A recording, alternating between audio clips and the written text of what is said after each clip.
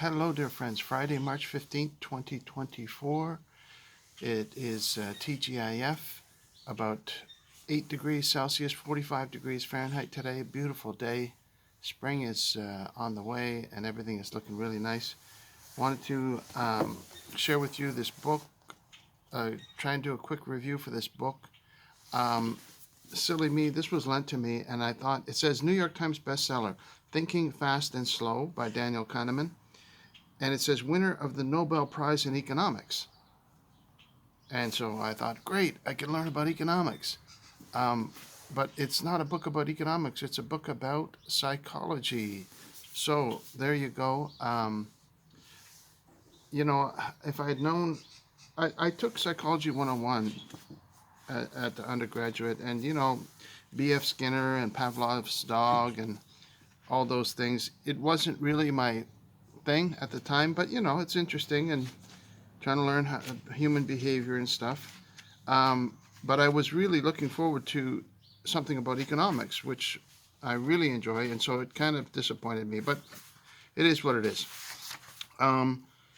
He talks about his partner that he dedicates the book to, his colleague that he worked with, not his life partner, but his co-worker by the name of Amos. He dedicates it to, sorry, let me just find his exact name here so I won't make a mistake. I want to get his name.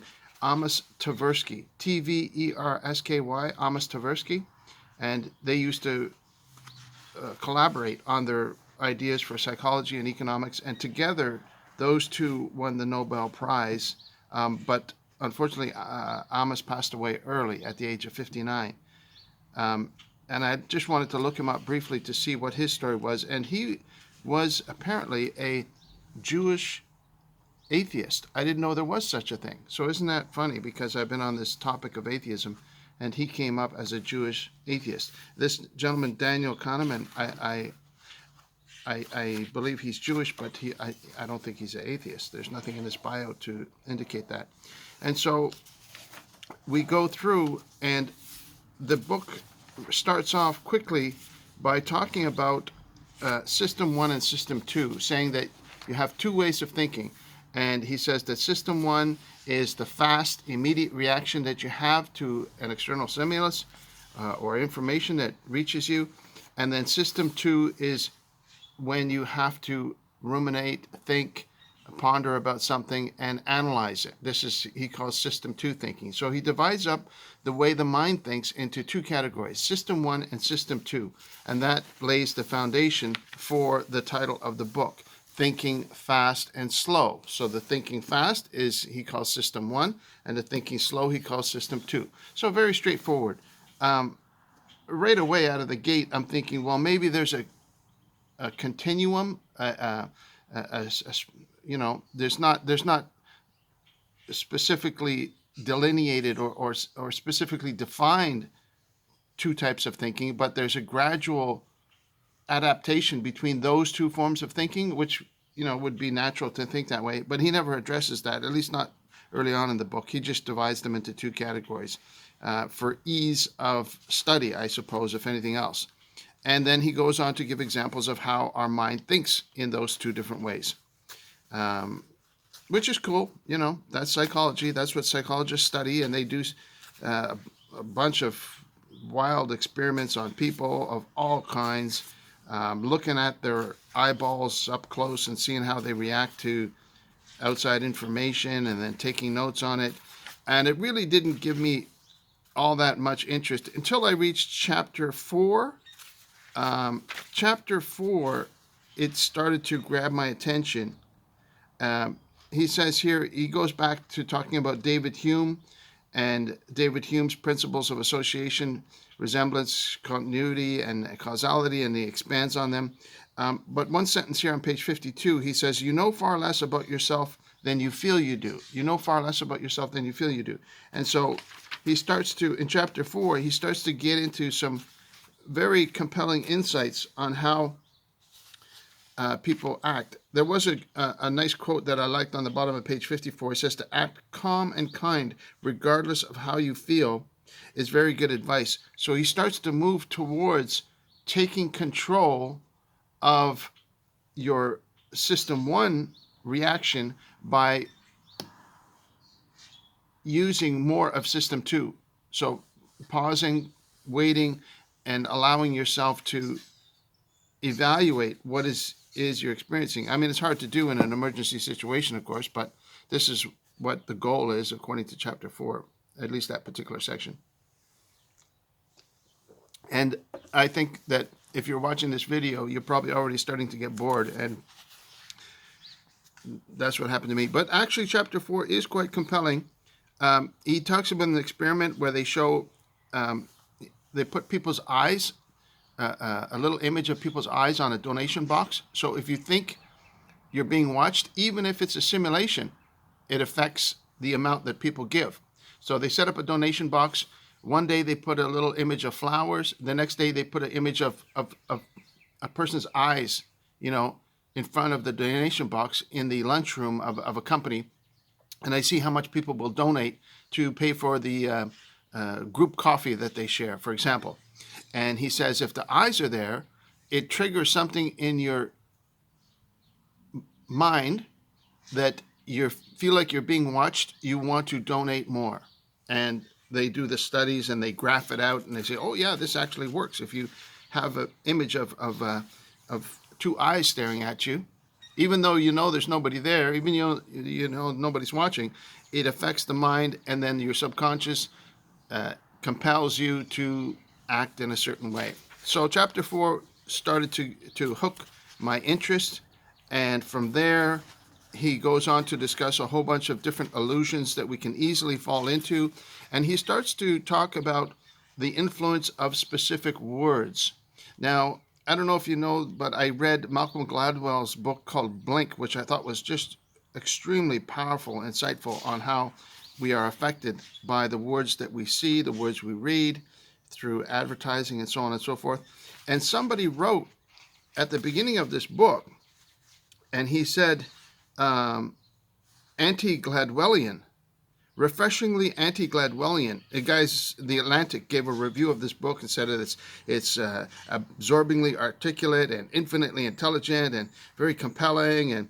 And he said, utterly refreshingly anti-Gladwellian. Now, I don't know why they would say that, because I think this would dovetail well with Malcolm Gladwell's book, Blink. But be that as it may, it's approaching it from a different angle, maybe because they think this is a more scientific way to address it, because they're doing these actual experiments that are in more detail, perhaps. But I like it, and so far it's it is quite it grabs your attention. It forces you to want to think. It forces you to want to be a better thinker is the part. And so I'm sort of like committed to the book now. I'm already 100 pages deep, so it's kind of like I can't really throw it away and start over on a different book. I've got to kind of go through and finish it. And I find that a lot. Once I start a book, it's very hard for me not to want to finish it.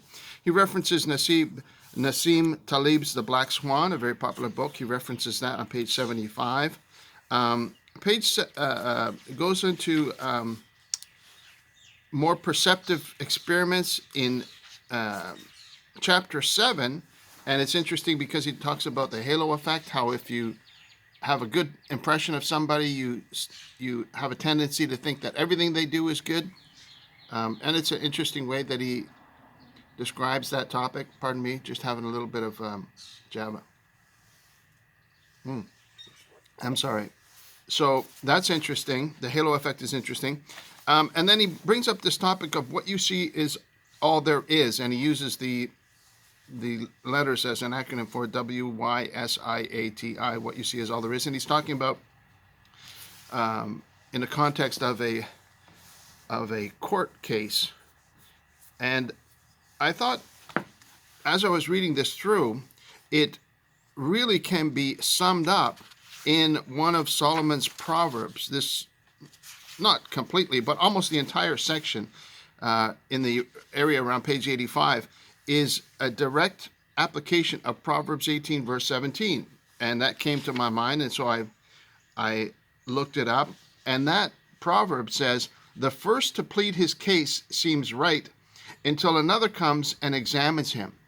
And this is what chapter 7 is talking about, is that it describes how you are more heavily influenced by what you hear at first, and that can color or have a profound impact on what you think comes after. And that could be words, it could be sentences, it can be descriptions, it can be visual.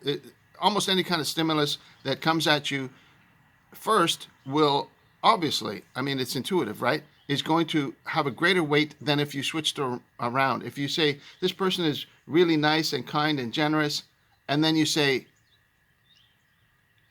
but cruel and nasty to animals, you'll put more weight on the first part of the description.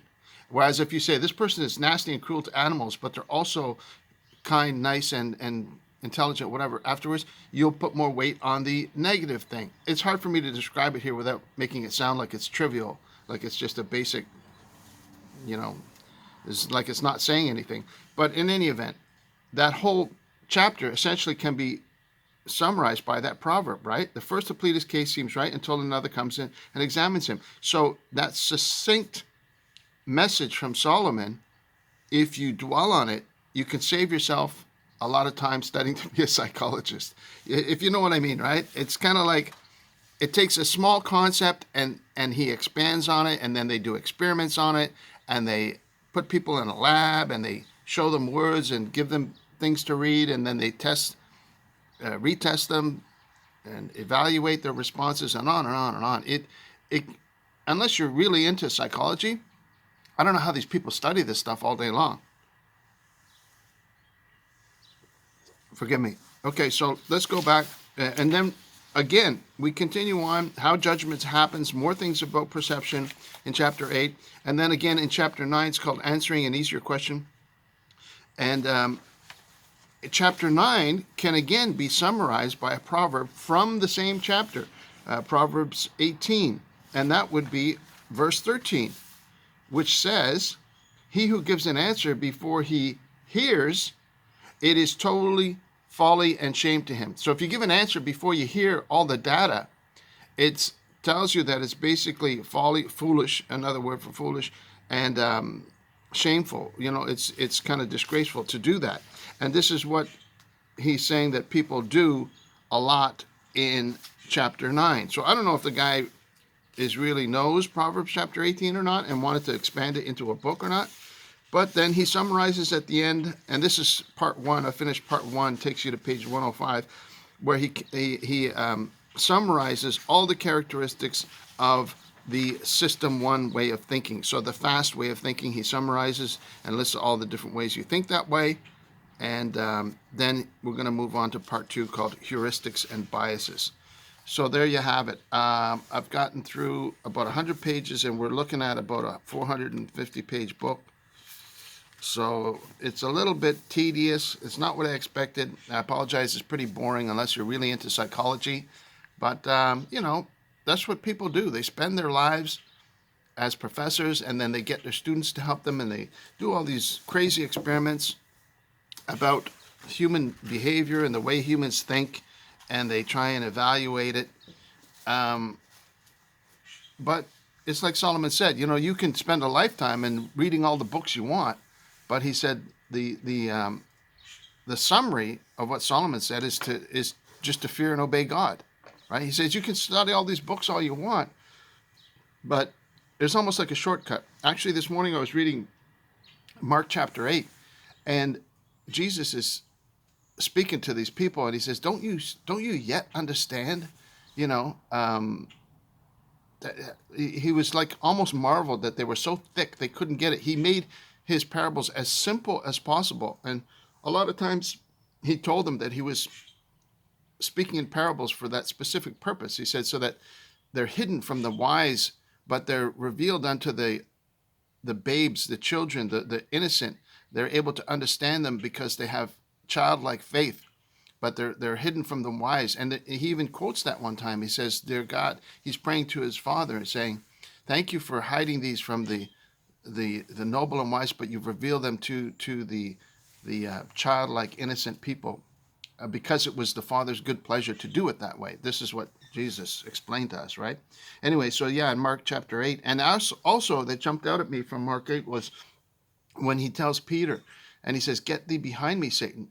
Imagine. Now, sometimes I call people, I tell them that they're satanic, and they think that's the most horrible thing. How could you do that? You call yourself a Christian, you call people. Well, I mean, look at Jesus. He not only called people satanic, he said that they were actually Satan. Peter, who, many consider to be the first pope, Catholics do, I think, and who was a champion of the faith and went on to share the gospel with thousands of people before he left the earth, and so on. Everybody knows about how even though Peter denied Jesus a number of times, he was able to return. And so, the Lord called him that because Peter was saying, "Oh no, you shouldn't have to die. You shouldn't have to go to the cross. You shouldn't have to be a sacrifice for the people." And that's when he said, "No, get behind me, Satan. You're minding the things of man, not the things of God. The things of God is what is the most important." That Jesus was telling the people from Mark chapter 8, right? The things of God is what you should focus on. Don't worry so much about the things of men, about status and image and all these kind of perception. It's good to learn. It's fun to learn, of course. And if it can help you to be a stronger, better person and to take better control over your thinking, then of course that's a good thing to do. How am I doing for time? I've gone on too long already. I hope you have a wonderful day. I hope you're able to spend time with people you love. Thank you for watching so much. And I hope you're doing well wherever you're at. And sorry to make boring videos, but I'll try and find something a little more interesting for my next book, because this one's a little bit like quicksand to get through. But we'll get through it, and we'll endeavor to persevere. It's great to talk to you, and God bless you. Have yourself a wonderful day. I love you very much, and we'll talk to you again soon, okay? Take care of yourself. Bye-bye for now.